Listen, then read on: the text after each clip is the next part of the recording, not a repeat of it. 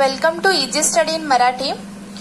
या व्हिडिओमध्ये आपण ॲड अ क्वेश्चन टॅग हा इंग्लिश ग्रामर कव्हर करणार आहोत। ॲड अ क्वेश्चन टॅग बऱ्याच जणांना वाटतो की तो सोपा आहे, परंतु त्याच्यामध्ये बरेच छोटे असे रूल्स असतात जे कोणाला question on the spot exam मध्ये आल्यावरती थोडं कन्फ्युजन टाळण्यासाठी हा टॉपिक तुम्ही इथे बघा।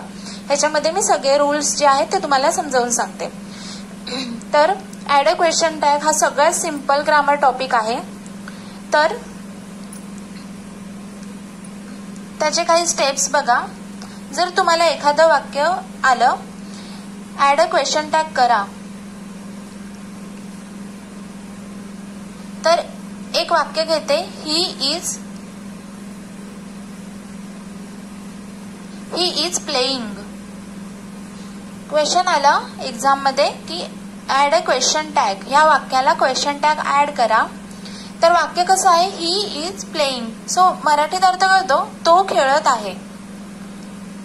मग इथे क्वेश्चन टॅग कसा वापरायचा, तर वाक्य असं येणार क्वेश्चन टॅग मध्ये, तो खेळत आहे कॉमा खेळतोय का तो प्रश्नचिन्ह। असं हे सिंपल वाक्य आपल्याला इथे ह्या टॉपिक मध्ये कव्हर करायचंय। तर वाक्य ॲड अ क्वेश्चन टॅग करण्यासाठी पहिल्यांदा वाक्य तुम्हाला दिलेलं आहे ते आहे तसे लिहिणे। प्रथम दिलेले वाक्य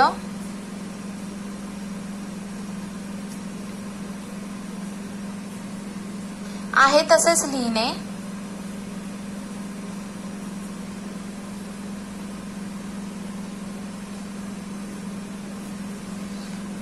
नंतर वाक्यामध्ये जो पूर्णविराम असतो, पूर्णविराम काढून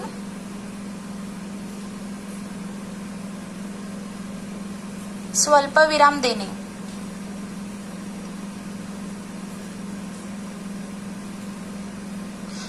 पूर्णविराम म्हणजे हे, स्वल्पविराम म्हणजे असं स्वल्पविराम असतो।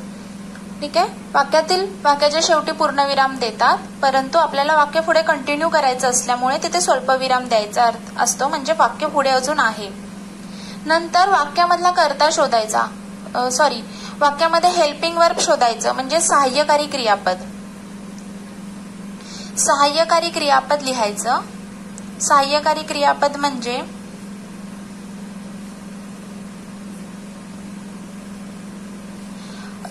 क्रियापद म्हणजे बघा,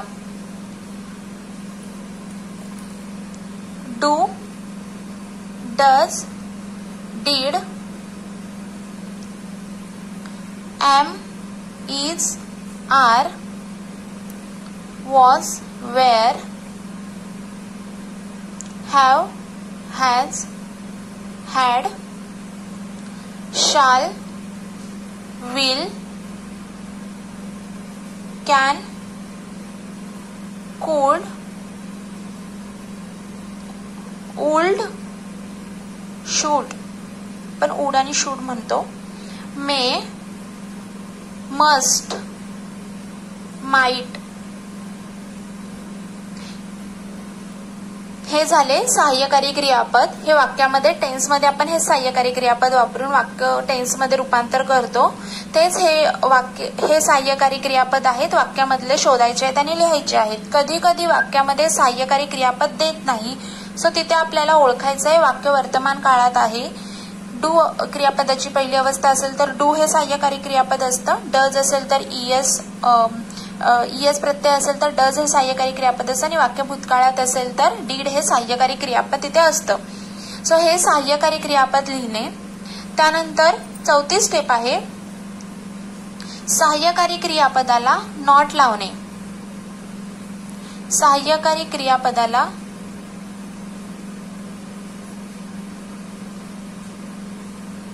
नॉट लावणे म्हणजे जर इथे इज असेल तर त्याचं इज नॉट किंवा इजंट, अपॉस्ट्रॉफी टी आपण इथे लावायचा, अपॉस्ट्रॉफी चिन्ह आणि टी, म्हणजे इज नॉट याचा अर्थ होतो। कॅन असेल तर कॅन नॉट आपण लिहायचं किंवा अपॉस्ट्रॉफी लिहून अपॉस्ट्रॉफी टाकून टी लिहायचा। सो इज नॉट आणि कॅन नॉट असं नकारार्थी असं प्रत्येक सहाय्यकारी क्रियापदाला कोणते कोणते नॉट लावून कशा प्रकारे रूपांतर होतं ते मी तुम्हाला व्हिडिओच्या शेवटी दाखवते. तर सहाय्यकारी क्रियापदाला नॉट लावायचं. त्यानंतर 5वी स्टेप आहे, नॉट नंतर प्रश्नचिन्ह लिहिणे, प्रश्नचिन्ह देणे. सो नॉट वापरलं, नंतर आपण कर्ता लिहून प्रश्नचिन्ह द्यायचं. कर्ता म्हणजे काय, जो वाक्याच्या सुरुवातीला जो येतो तो, म्हणजे ही इथे कर्ता झाला. इथे कर्त्यानंतर प्रश्नचिन्ह देणे. तर कधी कधी कर्ता नसतो, अनेक वचन असतं. तर निर्जीव जेव्हा एखादी वस्तू असते, निर्जीव वस्तूच्या ऐवजी कर्ता लिहायचा असतो इट, आणि अनेक वचन असेल तर कर्ता लिहायचा असतो दे. म्हणजे पीपल हे एक अनेक वचन आहे, सो पीपलच्या ऐवजी आपण दे लिहायचं शेवटी. तर एक वाक्य उदाहरण घेऊया. ही दुसरं वाक्य घेऊया.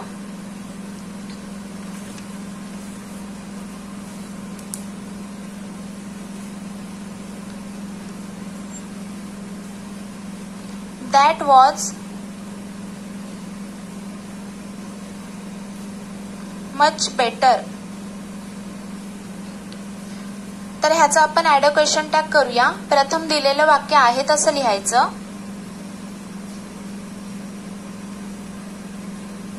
That was much better. नंतर पूर्णविराम काढून स्वल्पविराम द्यायचा. त्यानंतर वाक्यामधलं सहाय्यकारी क्रियापद ओळखायचं. सहाय्यकारी क्रियापद इथे आहे वॉज. मी इथे वॉज लिहिलं, परंतु त्या वॉजचा नकारार्थी लावायचा आहे. त्यामुळे नकारार्थी लावण्यासाठी इथे वॉज नॉट किंवा त्याचा शॉर्ट फॉर्म NT लावूया. म्हणजे याचा अर्थ झाला वॉज नॉट. नंतर दॅट च्या ऐवजी आपण त्याचं उपनाम लिहायचं. दॅट जेव्हा येईल तेव्हा इट लिहायचं, एवढं लक्षात ठेवा. ठीक आहे. किंवा निर्जीव वस्तू आली तर तिथे इट लिहायचं आणि प्रश्नचिन्ह द्यायचा. तर हे झालं एक वाक्य. दुसरं वाक्य आपण घेऊया. जसं मी बोललेले अनेक वचन असेल तर दे वापरूया. ते एक वाक्य आहे.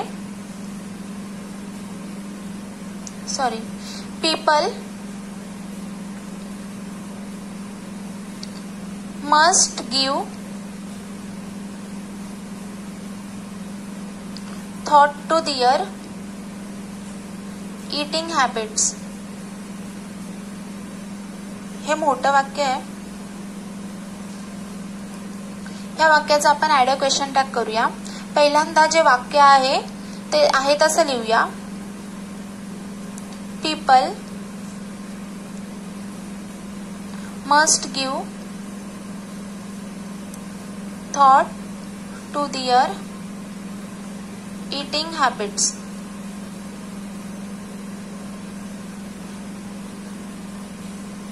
नंतर पूर्णविराम काढून स्वल्पविराम द्यायचा. आता इथे सहाय्यकारी क्रियापद काय आलेलं आहे, मस्ट आलेलं आहे. सो सहाय्यकारी क्रियापद आहे मस्ट. सो मस्टचं नकारार्थी मस्ट नॉट किंवा मस्टंट असं येतं. नंतर पीपल आहे. पीपल आपण न लिहिता आपण तिथे आपण दे लिहायचं. मस्टंट दे क्वेश्चन मार्क. ठीक आहे. जेव्हा पीपल येणार तेव्हा दे लिहायचं आणि जिथे दॅट येणार तिथे इट लिहायचं आणि क्वेश्चन मार्क द्यायचा. तिसरं उदाहरण देऊया. इथे एक लक्ष ध्यानात ठेवली. आता वाक्य जेव्हा होकारार्थी आहे तेव्हा आपण त्याला नकारार्थी केलेलं आहे.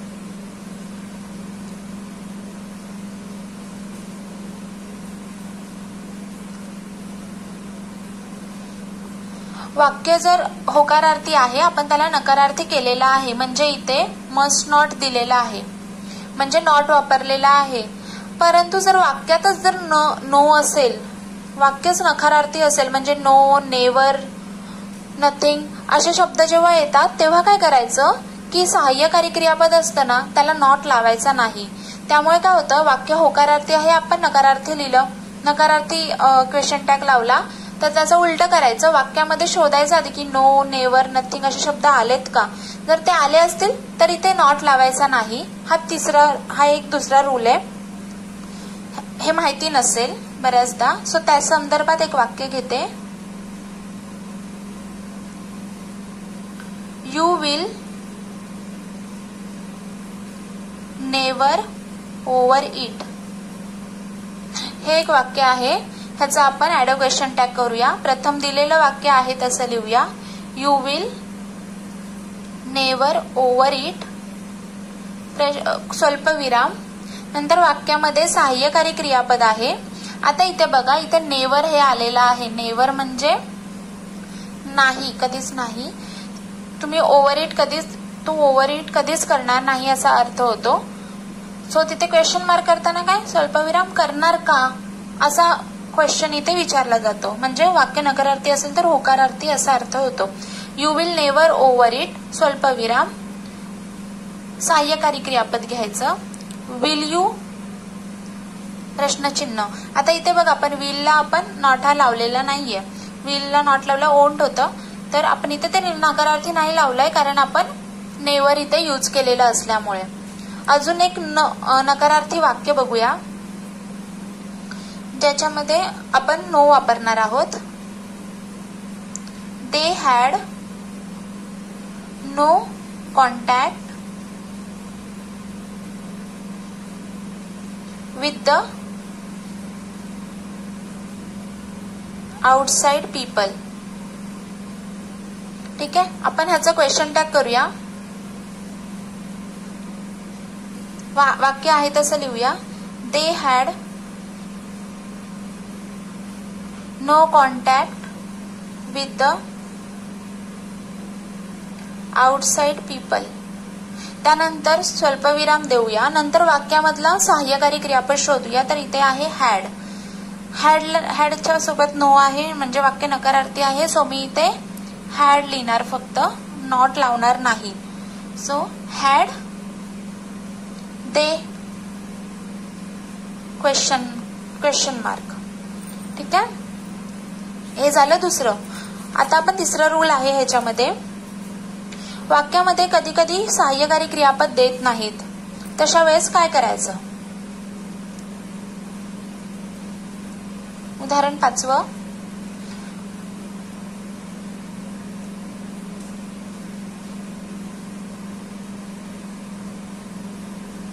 We exist to support the humans.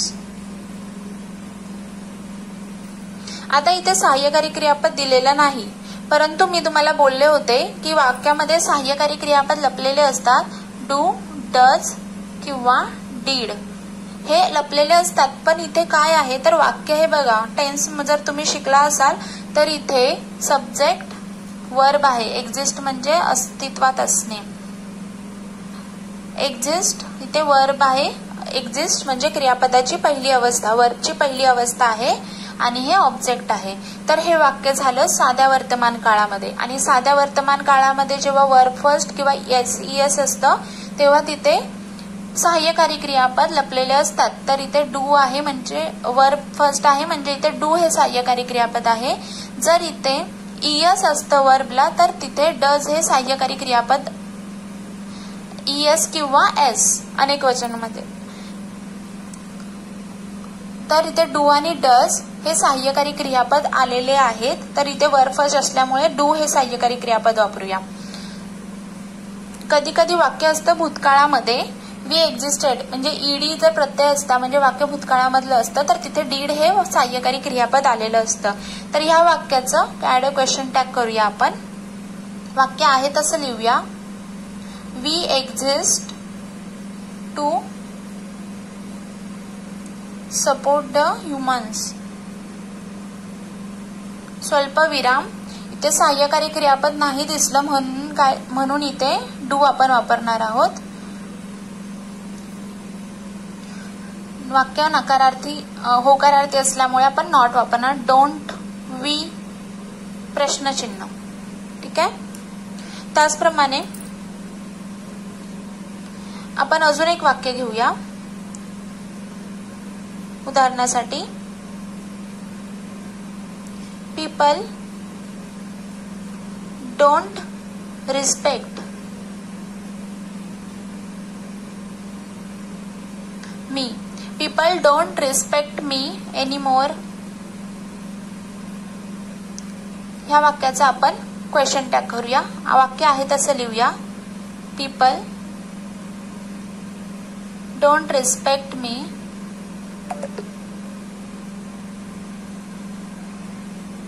Anymore. स्वल्पविराम देऊन. आता ह्या वाक्यामध्ये सहाय्यकारी क्रियापदाला नॉट आलेलं आहे बघा. डोंट नॉट आलेला आहे, तर मी बोलले होते वाक्यामध्ये जर का नॉट आलं असेल तर आपण इथे होकारार्थी लावायचं. मग इथे डू, पीपलला दे लावायचं. मग असे बोलले होते त्याप्रमाणे डू दे. ठीक आहे, वाक्य नकारार्थी असल्यामुळे आपण इथे होकारार्थी आहे, सहाय्यकारी क्रियापदाला नॉट लावलेलं नाही. तर त्याचप्रमाणे वाक्यामध्ये जर इथे SES आलं असेल तर आपण डज आणि डीड हे सहाय्यकारी क्रियापद वापरून सेम असंच करणार आहोत. नंतर अजून एक गोष्ट, वेगळं वाक्य असतं. कधी कधी वाक्याची सुरुवात लेट अस किंवा लेट मी ने होते. अशा वेळेस काय करायचं, सहाय्यकारी क्रियापद नसतं तेव्हा त्यात. तर अशा वेळेस जेव्हा एखादं वाक्य येतं तेव्हा लेट असने वाक्याची सुरुवात झाली तर स्वल्पविराम नंतर आपण शाल्वी लावायचं आणि क्वेश्चन मार्क द्यायचं. आणि मी ने झाली, लेट मी ने झाली की तर वाक्याच्या स्वल्पविराम नंतर शालाय वापरून क्वेश्चन मार्क द्यायचं असतं. तर असे उदाहरण आपण घेऊया. 7वं उदाहरण त्याबद्दल आहे. लेट्स, कधी कधी आता लेट अस बोलतात किंवा लेटला अपॉस्ट्रॉफी एस लावतात. याचाच अर्थ लेट अस असा होतो. Let's discuss this at school. Let's discuss this at school ह्याचं आपण ॲड क्वेश्चन टॅग कसं करायचं. प्रथम वाक्य आहे तसंच लिहायचं. Let's discuss this at school स्वल्पविराम. लेटस आल्यामुळे आपण स्वल्पविराम नंतर लावायचे शाल्वी क्वेश्चन मार्क. ठीक आहे. त्याचप्रमाणे लेट मी ने वाक्य एखादं घेऊया उदाहरण. Let me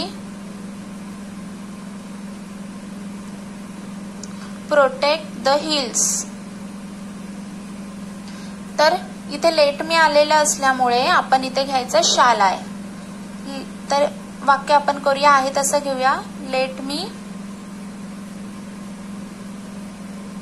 protect the hills स्वल्पविराम. लेट मी आल्यामुळे शाल आहे क्वेश्चन मार्क. ठीक आहे.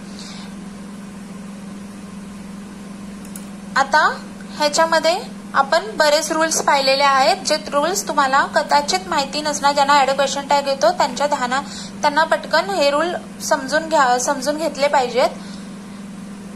तर एक साधं वाक्य घेतलं ज्याच्यामध्ये सहाय्यकारी क्रियापद वापरली,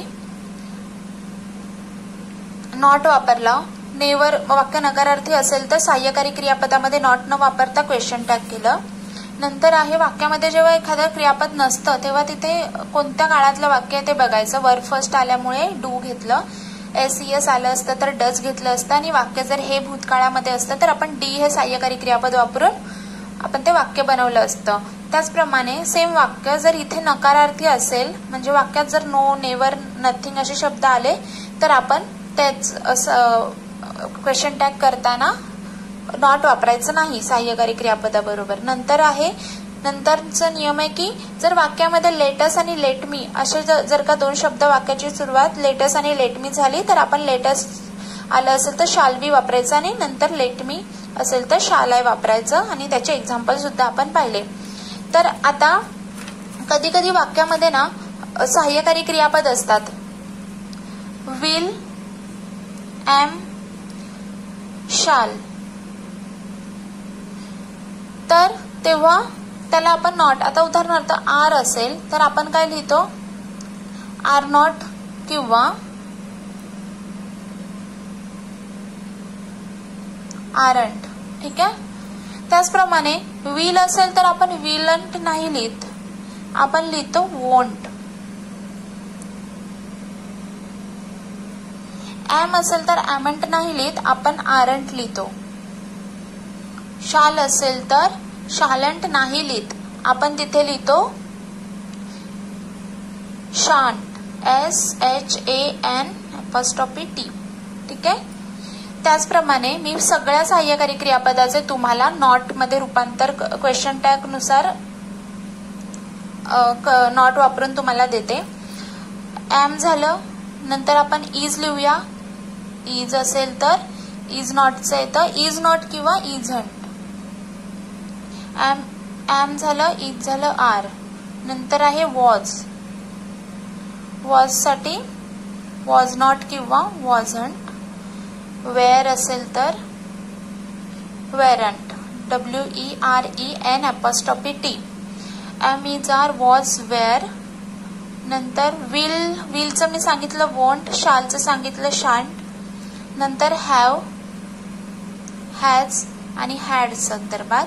हॅव असेल तर हॅवंट किंवा हॅव नॉट. हॅज असेल तर हॅझंट, हॅज नॉट. हॅड असेल तर हॅडंट, हॅड नॉट. नंतर आहेत सहाय्यकारी क्रियापद कॅन, कूल्ड. मी मगाशी सांगितलं होतं त्याप्रमाणे. Can, cooled. कॅन असेल तर कॅन नॉट किंवा कांट. कूल्ड असेल तर कुड नॉट किंवा कुडंट. ओल्ड असेल तर विलचं भूतकाळ ओल्ड असेल तर वुडंट. शुड असेल तर सिंपल आहे शुडंट. मे असेल तर मेअंट. MAYNT. मस्ट असेल तर मगाशी एक उदाहरण मस्ट घेऊन सुद्धा पाहिलं होतं, मस्टंट. माइट असेल तर माइटंट.